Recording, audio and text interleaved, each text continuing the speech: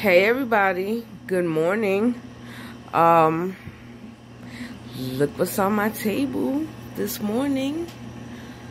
So I just wanted to come with a quick little video to show you guys what I use in my coloring books and what I used to color with on a daily basis. So let's get started. You can see here, this is pretty much how my table looks right now. Not like this all day, only because I want to show you. So let's start off right here in this corner right in front of me.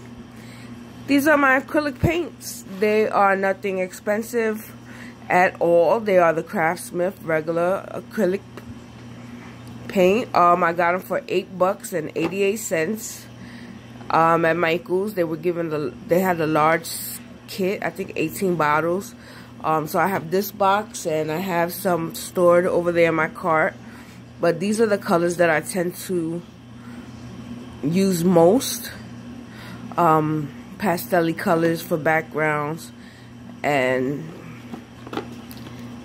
paints like this. This is a brick color. I use this a lot in my mouse guard book. This makes for a lot of nice dry blood in the battles with the mice and the other animals. I have a copper color down there that I use. This also holds my thing like glossy accents. I like to put over for eyes, make the eyes glossy. Things like that. So this is just acrylic paints and just one bottle of glossy accents for eyes and anything that you want to make appear wet or to stay wet, like watery effects and stuff. I use that. Here is my pastel box in an old watercolor pencil tin. The watercolor pencils that came in this True Color thing, they were horrible.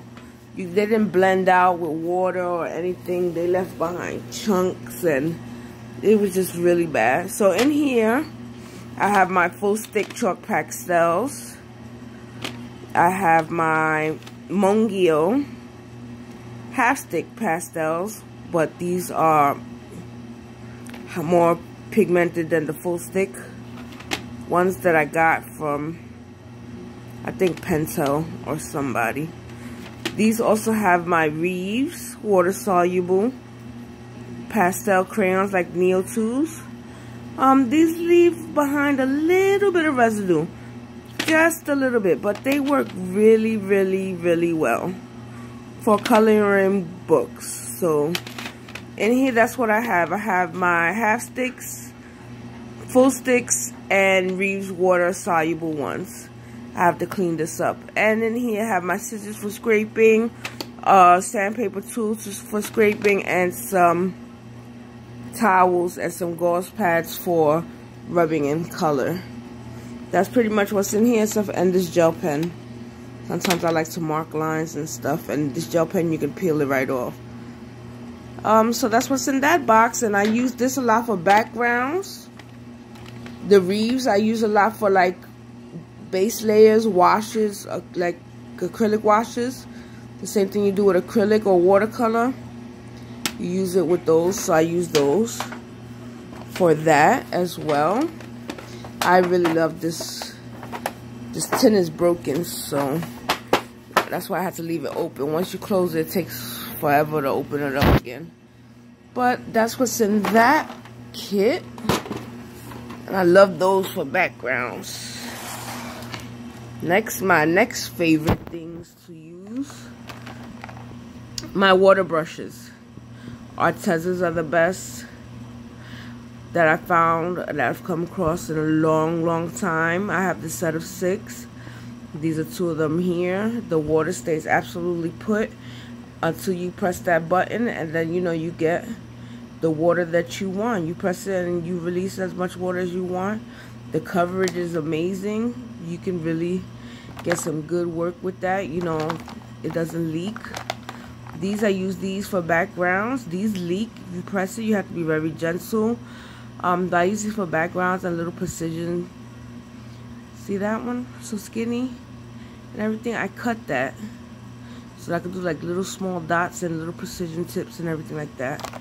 So these 4 brushes are my main ones. I keep them with my pencil cases, my watercolor brushes, markers here. I have a few of these hanging around. That way I'm never searching for one. These are amazing. Let me say that now. These are just Artist Loft dual-ended watercolor markers. They're just really, really good.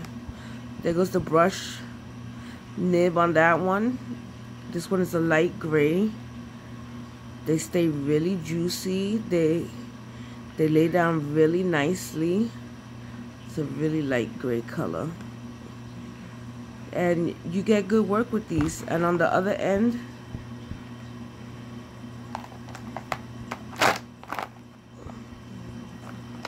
you got the bullet tip here for nice precision work.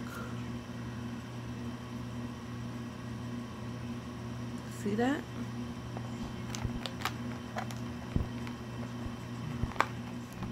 That's a nice light gray color. It's like elephant gray. That one is called.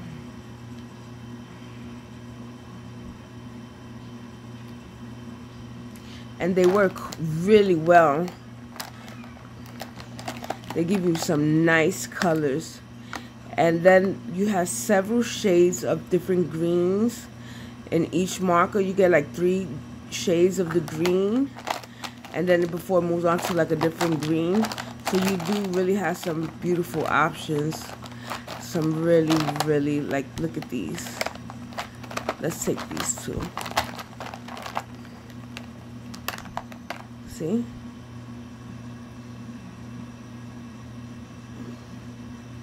Easily to blend, to mix. They go so well into each. Oh, it's just amazing. So I love these. These are my watercolor markers. For alcohol, nothing for me beats Chameleon. So I think I have almost the full set of their markers. I'm missing a few of the colors, and I plan to get them. Good thing is they have smaller sets, so that you can buy them in smaller sets. That's how I got these, because they are pretty pricey, and you accumulate them over time. They work wonders. You can make them so that they shade light to dark. You can use them as they are, as the color right like that, without blending it. You can make it lighter. Beautiful. So they blend well with each other. You can mix colors well. Of course, you could get a gradation that is off the charts with these. So I don't get a chance to use them that much. A lot of my coloring books are not single-sided, unfortunately. When I bought a lot of my books, I didn't know that I would want to look for that. And I haven't really purchased a lot of new books. And even the new books I find I like are double-sided. But there are ways around that, you know, make a color copy. Buy certain books if you want, but I print images off the computer all the time to color. So I do get a good use out of my markers. I gotta admit though, I'm a pencil person. So I like my pencils a lot more than I do paints and markers, and I'll reach for my pencils first. Now this paint palette looks horrible. When it gets to this point by now, this is I leave it for my niece and nephew to use. I won't use it because I've let them use it and they've done this to it, and there's no way I'm cleaning that up so that I can get a good proper color. So I let them have it, but I do buy these often. And I have one now that they are not to use. But these will cost like $6.50. They're from Artist Loft. There's no Light Fast rating on these. These are for kids, made for kids, but the colors pop. They're bright. They're vibrant. They're fun. I like the way they paint, so I use them in my coloring books. My coloring books don't go outside. They don't in the sun. They are not professional colorings of any kind. They are just for me. So I enjoy these. Not this palette because this is hella dirty. But I do have one on my very own. But I use these in my coloring books all the time. Now for pencils. Okay. Disclaimer. I spent thousands and thousands and thousands of dollars on pencils.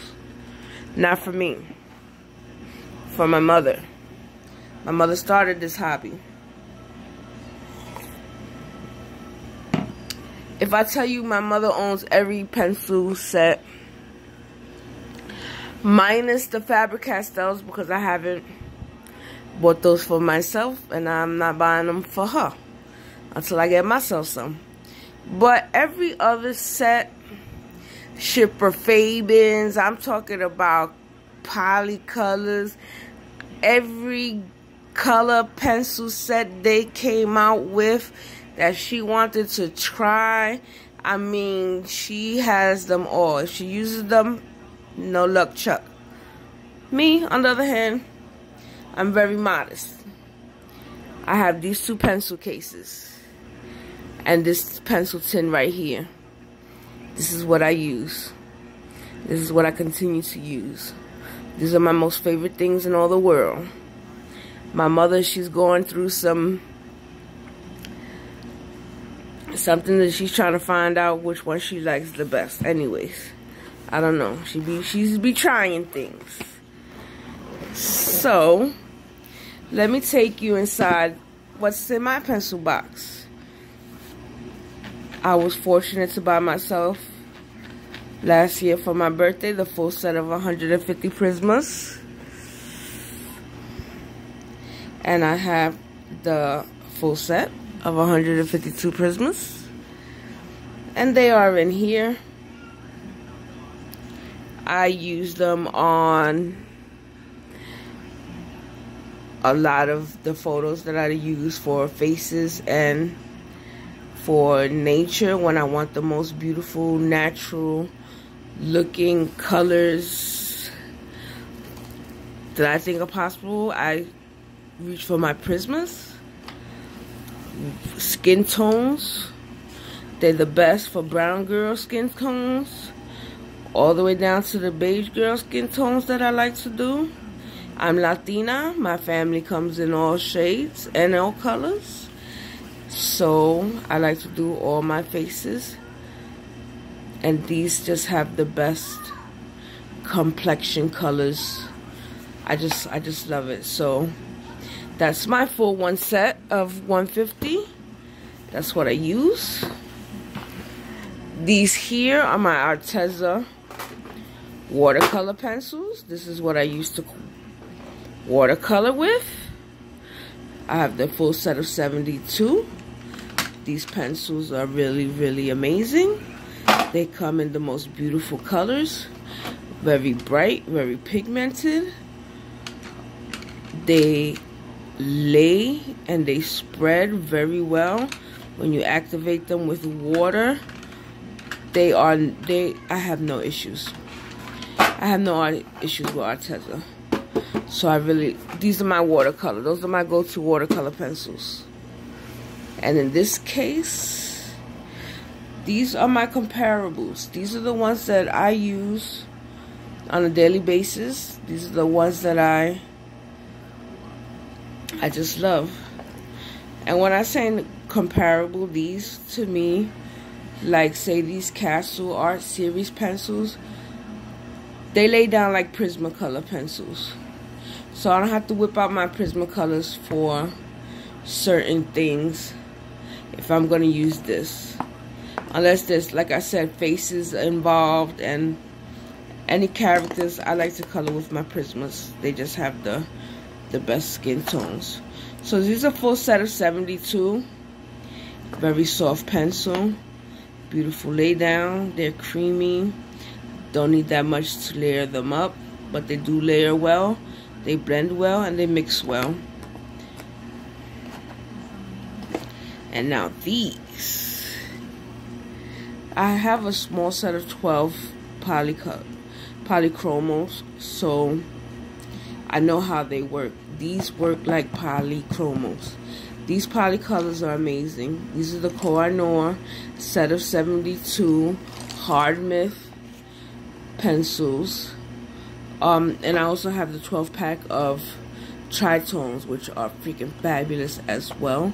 The mix in them is just beautiful. You get some natural shading and done in there with those. As you can see, I really do use these a lot. A lot of my pencils are really gone. I switched out a lot of pencils with my mom's. Shh, don't tell her, because she has the same set, but she don't use hers, so she won't know. I use some of her pencils, because some of mine are like really gone. Like this brown is almost gone again. This is my second one. She doesn't have one in her set, because this one is from her, so I'm going to use this one completely too. I use a lot of browns. They have a lot of browns in this set, so like this one.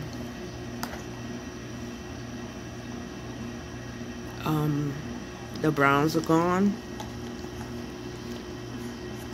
but that's what I use. These as well. So that's all of my art supplies. And here's a new book that I just got in the mail the other day. And let me show you something that I did. And that my nephew already, he ripped it. He ripped it. The little scavenger ripped it. So, here's my puppeteer page. These are, the curtains are only done with Neotypes. So I gotta go back and like do some coloring with some pencil if I wanted to, or just leave it like that. But these are colored with the Color Soft and the Polycolors. This little girl right here is actually a mix. So this is the Color Soft on her booties. I use Color Soft for her dress, and then I use the Polycolors for her skin. Really good. I love the way this lays down. This guy got all kind of media on it. He got Neo colors. He got a little bit of Reeves crayons. He got marker on him a little bit. He's all done up. And this guy, he's done with the Color Softs. I was just testing to see how the pencils will go. Even though I have Beauty of Horror 1 and 2 and the Christmas book, I like to test how it's gonna look wet, it's gonna look dry. And this is how it's coming along, with just pencil, nothing with water on it, going in lightly. I'm using a mix of Color Soft and the Polycolors, so that just gives you an idea of how it looks together.